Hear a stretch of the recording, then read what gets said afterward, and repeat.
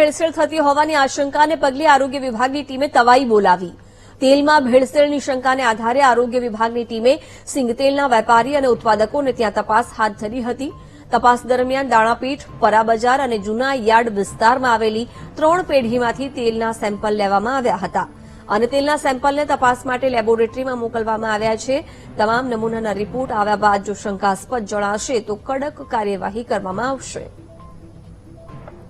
સિંગતેલમાં અન્ય તેલ છે એની ભેળસેળ છે જોવા મળતી હોય છે। એના અનુસંધાને હાલ જે છે મગફળીની પુષ્કળ આવક થઈ હોય આ ઘાણીમાંથી છે સિંગતેલની પણ શુદ્ધ સિંગતેલના નામે ઘણી બધી તેલ બ્રાન્ડ કંપનીઓ છે એ બજારમાં છે વેચાણ માટે તેલના ડબ્બાઓ છે મૂકતી હોય છે। એના અનુસંધાને રાજ્ય સરકારના ફૂડ અને ઔષધ નિયમન વિભાગ દ્વારા છે અમને સૂચના આપવામાં આવેલી હતી। અનુસંધાને રાજકોટ મહાનગરપાલિકાની ફૂડ શાખા દ્વારા વિવિધ વિસ્તારો અને ઘાણીઓમાં ભેગા મળીને કુલ 18 જેટલા સેમ્પલ છે એ લેવામાં આવ્યા છે। સિંગતેલના ઉત્પાદક અને વેપારીને ત્યાં તપાસ હાથ ધરવામાં આવી હતી અને અલગ અલગ 3 પેઢીમાંથી નમૂના પણ લેવામાં આવ્યા છે। નમૂનાના રિપોર્ટ જો શંકાસ્પદ જણાશે તો પછી કાર્યવાહી પણ કરવામાં આવશે। તેલના રિપોર્ટ આવ્યા બાદ કડક કાર્યવાહી હાથ ધરાશે।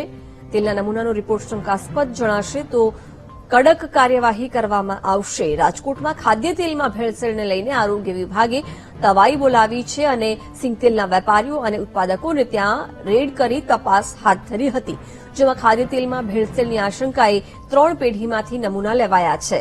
દાણાપીઠ, પરા બજાર અને જૂના યાર્ડની પેઢીમાંથી તેલના નમૂના લેવાયા છે।